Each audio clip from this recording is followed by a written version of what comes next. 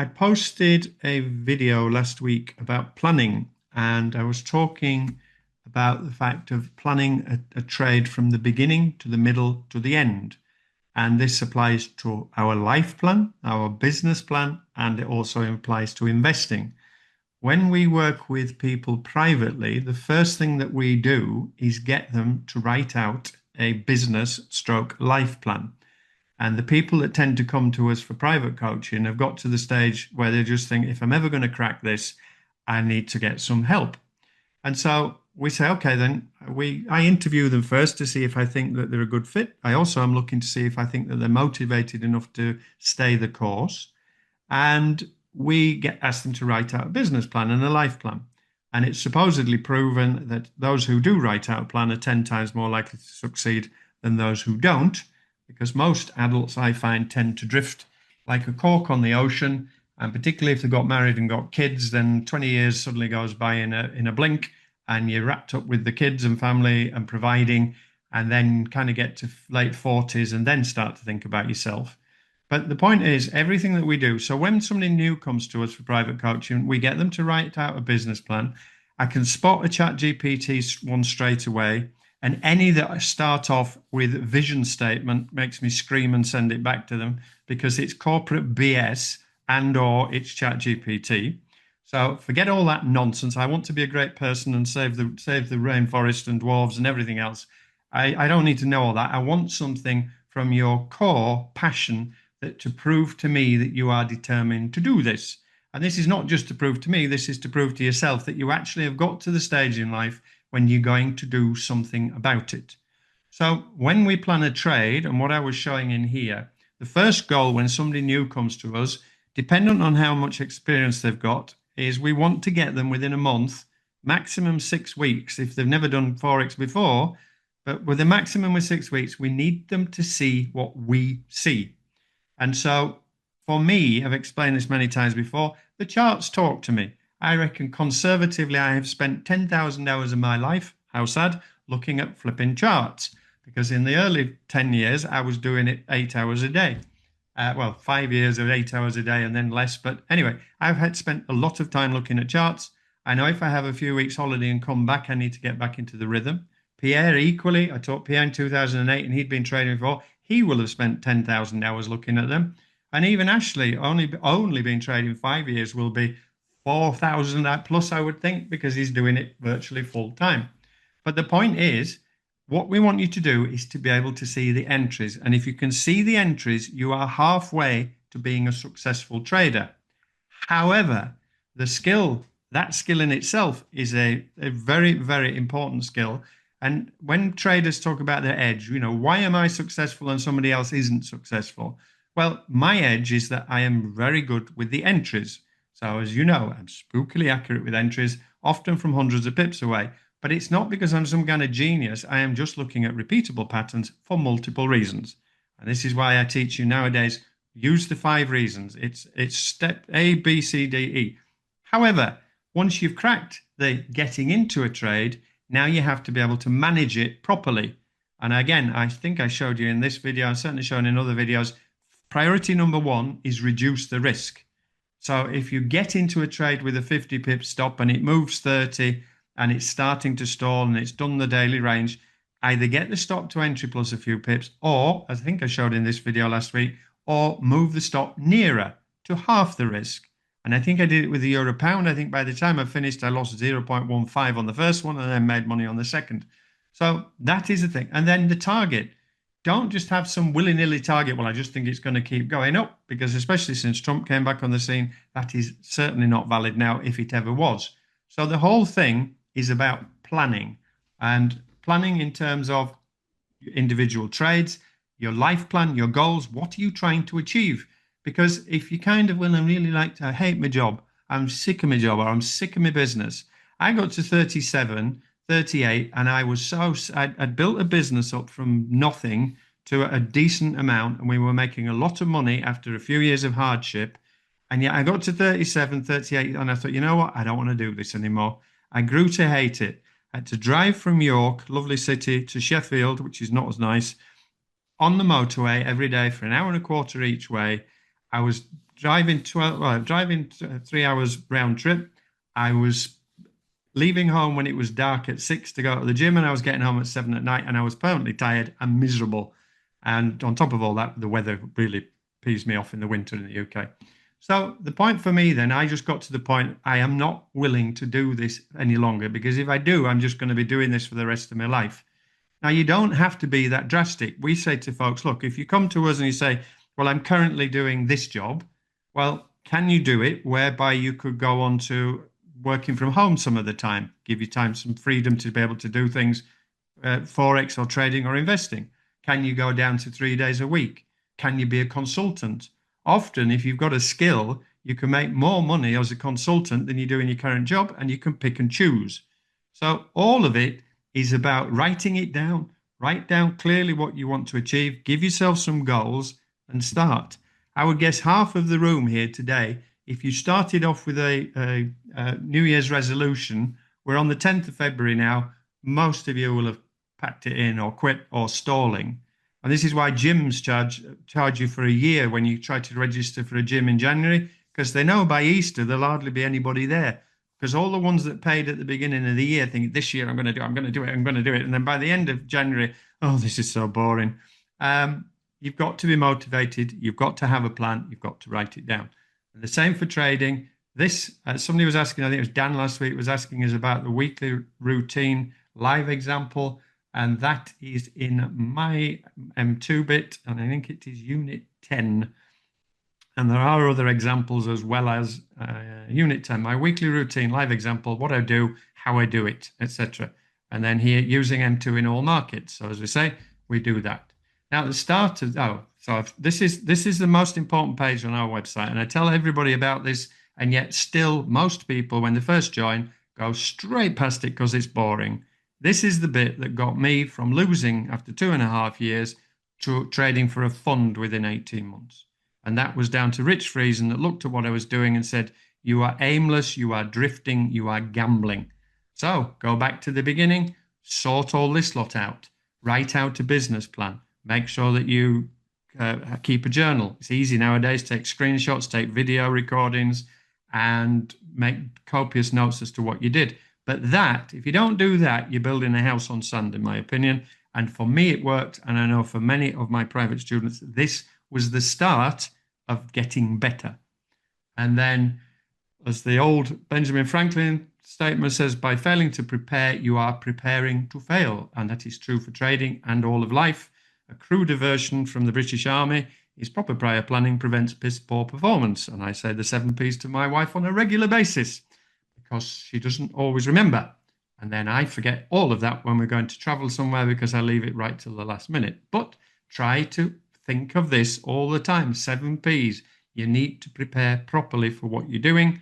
And then the start of the year, I do my annual prediction. And yes, it's a little bit tongue-in-cheek, but there is a strong element of seriousness about it. I'm trying to create a bias for the year ahead. Where do I want to put my money for investments? And what do I think is going to happen next? And I spoke at the start of the year when gold was here. So gold was at 4,300. I said that I thought that gold would hit 5,000 in 2026. Well, it did it in a month or less. And then I spoke about silver hitting $100. And again, silver went from 676 to 120. And that was all pre-planned in that I thought that that's what was going to happen. And I talked about the year before, I was wrong about the pound and UK stock market, but I was spectacularly right with gold and silver. And then here you can read, if you don't have to watch the whole video, you can read the summary down there.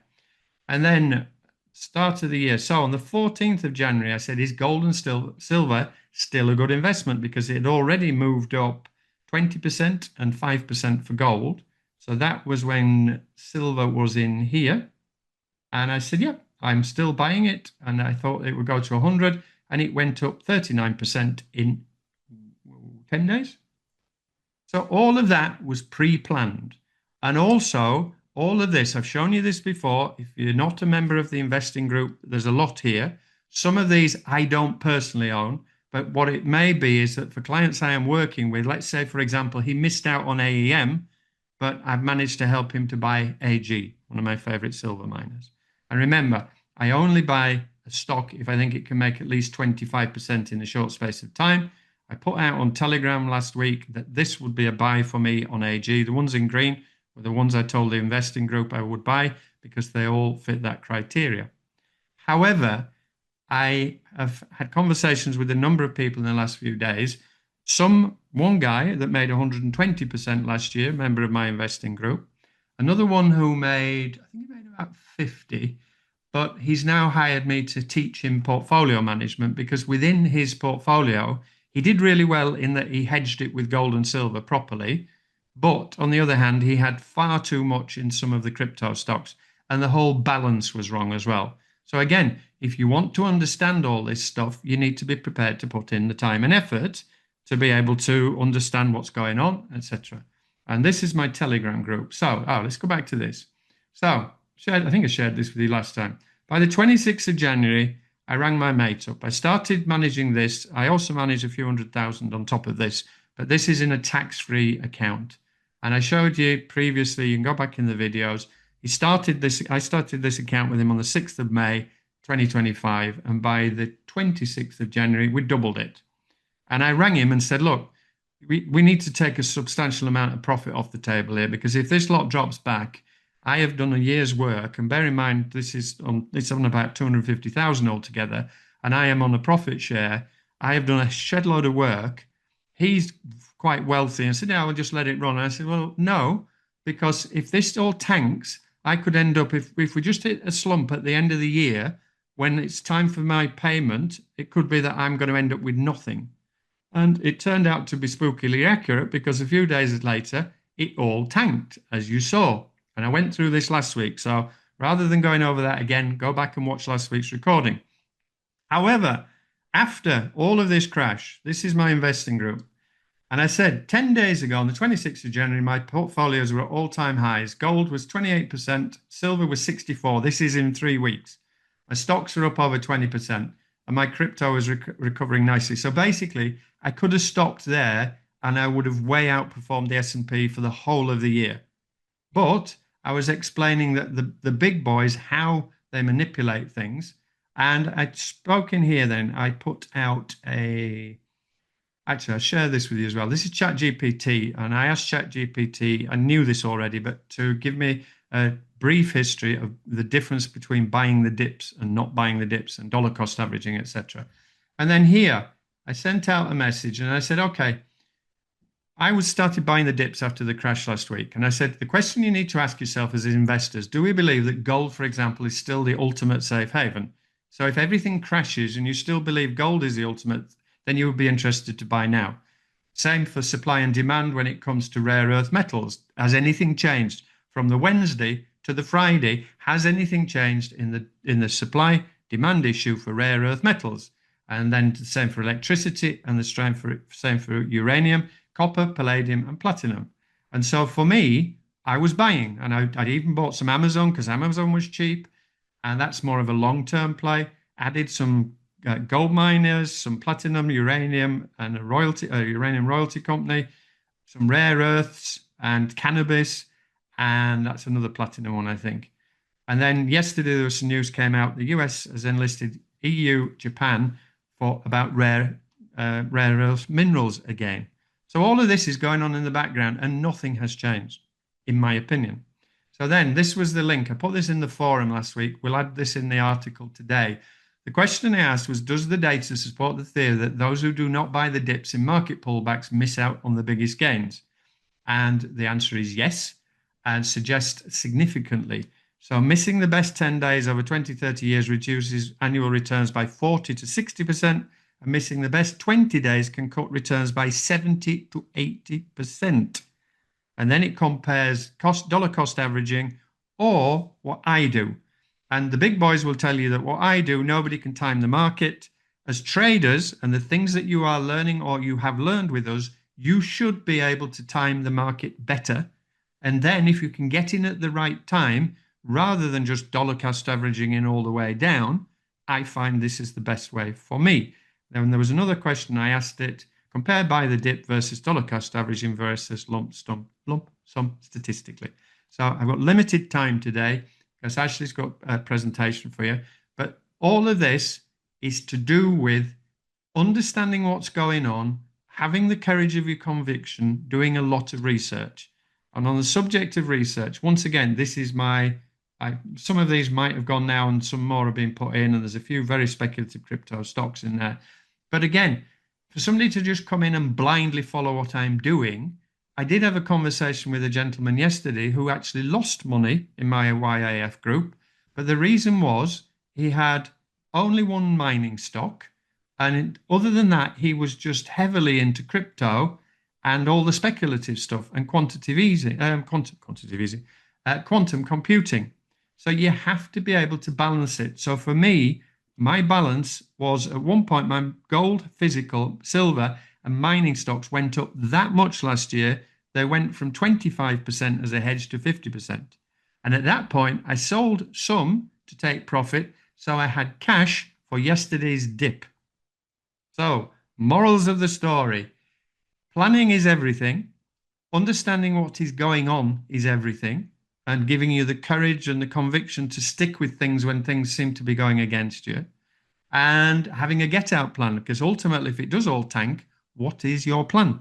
And it's far better to have the plan now rather than panic later on.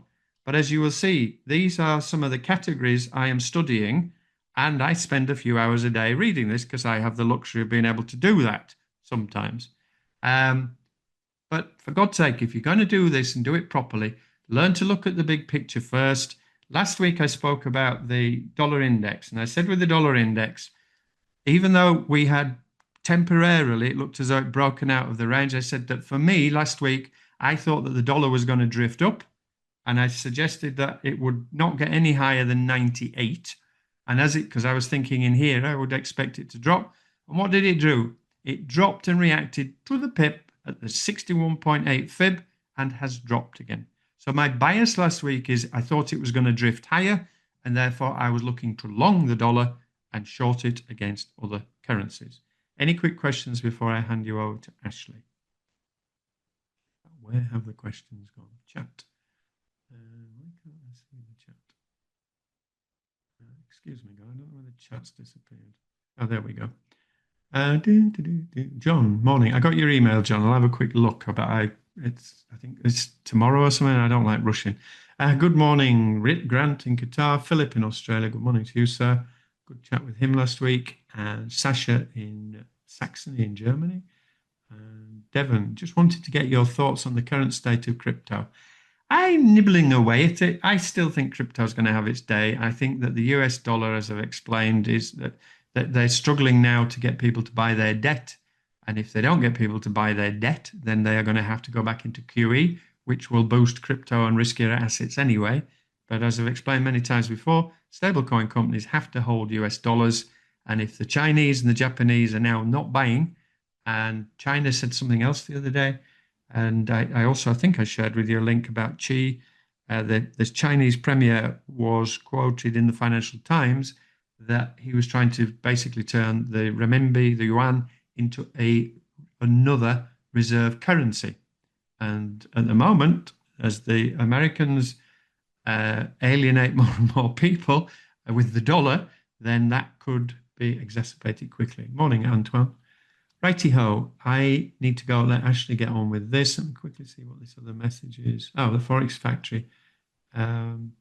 China, yes, it's urges. Listen, when Chinese government urges somebody in China, you do it.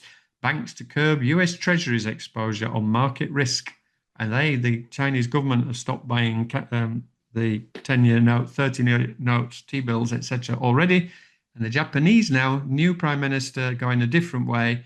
Their bonds are paying out more, and therefore they are less likely to buy US government debt as well as, and ultimately, if that does collapse, then gold would be the ultimate safe haven.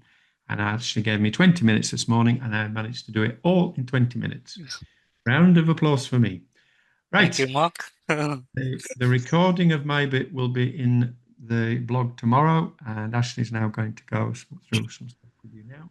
And Pierre's in the room as well.